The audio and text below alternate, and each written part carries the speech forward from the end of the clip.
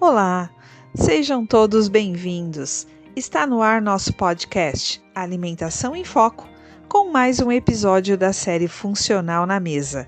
Somos estudantes da disciplina de Alimentos Funcionais e Substâncias Bioativas e nos interessamos muito por alimentação saudável. Representamos um grupo inclinado a conhecer mais sobre consumo de alimentos e seus benefícios à saúde. O meu nome é Edi. Eu sou a Ju Almeida. Eu sou a Ju Munari. Eu sou a Ferberto. E eu sou a Isa Vidal. E para você que já conhece nosso trabalho e reconhece o compromisso em trazer temas interessantes na área da ciência e nutrição, esperamos contribuir com conhecimento, com disseminação de informações científicas e, com isso, impactar positivamente a vida das pessoas na busca de hábitos que favoreçam o bem-estar e saúde. E hoje nós vamos falar sobre alimentos que melhoram a imunidade. Mas para tanto, é preciso entender que alimentos funcionais e bioativos são alimentos que, além de suprir propriamente valores nutricionais, contêm substâncias biologicamente positivas para a saúde do organismo. Esse conceito foi definido no Japão em 1991 por Foods for Specified Health Use. Esses alimentos podem ser fortificados com substâncias adicionais e ou micro-organismos vivos benéficos ao consumidor. Mas, Edi, existe também uma outra definição que foi criada para distinguir os alimentos funcionais dos alimentos saudáveis, né?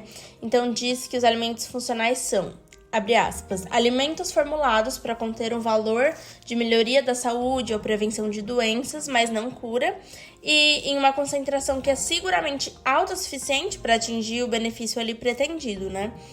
Esses ingredientes incluem nutrientes, fibras alimentares, fitoquímicos, probióticos e outras substâncias, mas não necessariamente esses alimentos que possuem esses produtos podem ser categorizados como alimentos funcionais. Fica tranquila, Isa. Para todos esses alimentos existem regulação, e no Brasil é um tema que gera vários debates e que envolvem resoluções em órgãos públicos, como na Agência Nacional de Vigilância Sanitária, a Anvisa. E dentre as principais regulamentações que tratam do tema estão a RDC 243 de 2018, a Resolução 18 de 1999 e a Resolução 19 de 1999, e o Guia para Alegações Funcionais publicado pela Anvisa. Vale lembrar que na Resolução da Editoria Colegiada, a RDC 243 de 2018, tem algo que nos interessa, pois é nela que se estabelece os requisitos sanitários para suplementos alimentares, que incluem os alimentos funcionais com alegações relacionadas à saúde imunológica. Essa resolução busca garantir que os produtos colocados no mercado sejam seguros para o consumo e efetivamente tragam os benefícios anunciados. Considerando que a Resolução 18 de 1999 é a primeira normativa brasileira que tratou especificamente dos alimentos com alegações de propriedades funcionais ou relacionadas à saúde. Essa resolução estabeleceu os requisitos para o registro de alimentos que alegam propriedades funcionais, incluindo a necessidade de comprovação científica das alegações.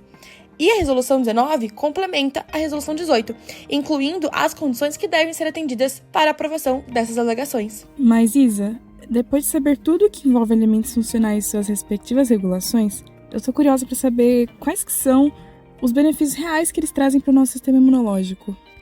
Bom, Ju, se a gente parar para pensar que a deficiência de alguns nutrientes provocam essa sensibilidade no organismo a agentes patogênicos, então é importante garantir a presença de quantidades suficientes para combater esse estresse oxidativo induzido por muitos fatores decorrentes do estilo de vida de cada pessoa. Então, nesse sentido, a gente pensou em trazer aqui alguns exemplos de substâncias funcionais, sua ação no organismo e os alimentos que contêm essas substâncias que podemos consumir diariamente. Então, a gente tem, por exemplo, os probióticos, que são micro-organismos vivos capazes de regular a microbiota do intestino, tem efeito imunomodulador, que reduz a inflamação, aumenta a resistência a infecções e está presente, por exemplo, nos iogurtes com lactobacilos vivos. E eles são diferentes dos prebióticos, que são fibras que alimentam essas bactérias benéficas do intestino, promovendo um ambiente favorável para o crescimento de micro-organismos que suportam a imunidade. Então a gente encontra no alho, na cebola, no aspargo e no alho poró também. A gente tem também os polifenóis, que são compostos orgânicos que têm propriedades antioxidantes e anti-inflamatórias a nível intestinal, né? Então, inibe a proliferação de patogênicos, colabora no crescimento da Bifidobacterium, que também confere proteção na invasão por patógenos. Então, a gente encontra isso nas frutas, verduras, inclusive nos condimentos. Eu tô achando esse assunto muito interessante. Eu já li em um artigo que a cenoura, abóbora, beterraba e mamão contêm pigmentos hiperantioxidantes. É verdade? Isso mesmo, Edi, esses alimentos contêm carotenoides que podem ser convertidos em vitamina A e são capazes de agir contra o estresse oxidativo e neutralizar os radicais livres. Mas o consumo excessivo pode causar carotenemia, que é a não sensibilidade à vitamina A, e provocar carotenose, que torna a pele amarelada. E existe alguma maneira da gente criar uma barreira epitelial contra os agentes patogênicos? Que eu penso que a toda hora a gente está exposto, né? Sim, o ácido ascórbico, ou mais conhecido como a vitamina C, se acumula nas células da pele. Se trata de um cofator enzimático e estimula a morte microbiana e influencia no processo de morte celular para a resolução de inflamações, também protegendo as células contra o estresse oxidativo. Para poder fortalecer esse sistema, é interessante o consumo de frutas cítricas, como a laranja, por exemplo, acerola, repolho cru e vegetais folhosos. Também temos os ácidos graxos ômega 3, que são cientificamente comprovados como anti-inflamatórios que ajudam a prevenir doenças autoimunes. As inflamações, eles se transformam em importantes moléculas na resolução do problema com ação antimicrobiana.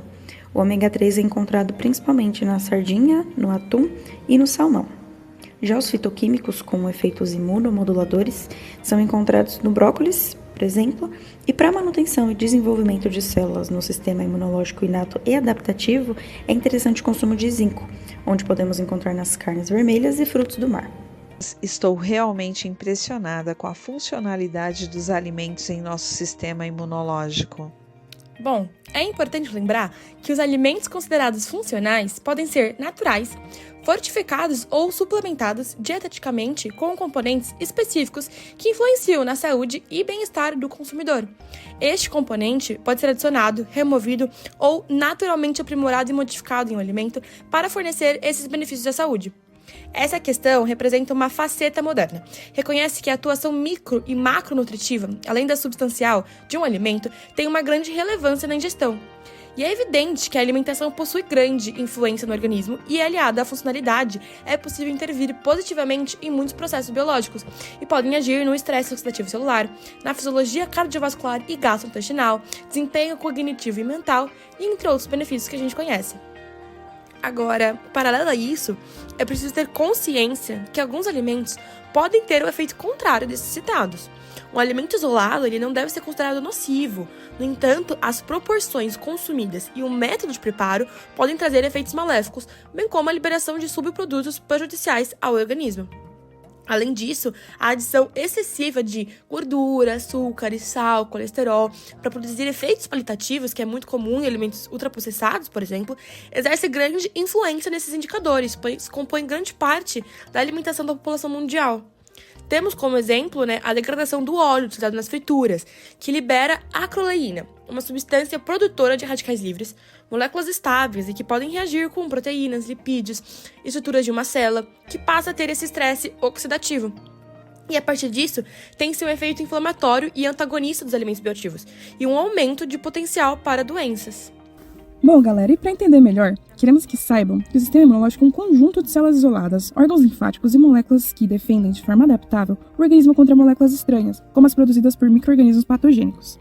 As células do sistema imunitário são capazes de distinguir as moléculas que são próprias do corpo das moléculas que são estranhas, quer estejam isoladas, quer façam parte de vírus, bactérias, fungo, protozoário, helminto, de células de um enxerto ou de transplante, por exemplo. E após identificar moléculas de agentes invasores ou de células transplantadas como estranhas, ou até mesmo estressores físicos em caso de cirurgia, trauma, queimadura, sepse, exercício físico, o organismo induz um padrão de respostas imunológicas.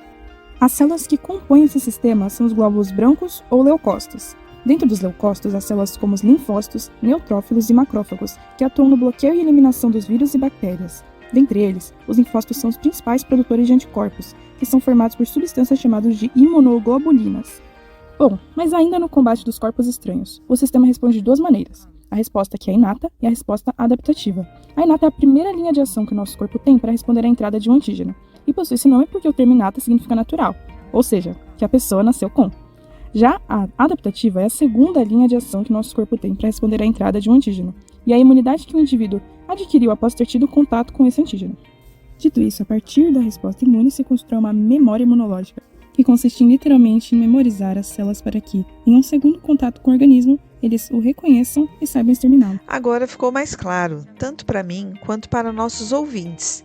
Então é preciso atentar-se às recomendações práticas de consumo. E é essencial que os consumidores de alimentos funcionais com alegações de saúde imunológica sigam as orientações descritas nos rótulos, que são regulamentadas pela Anvisa, para garantir a segurança e eficácia do produto.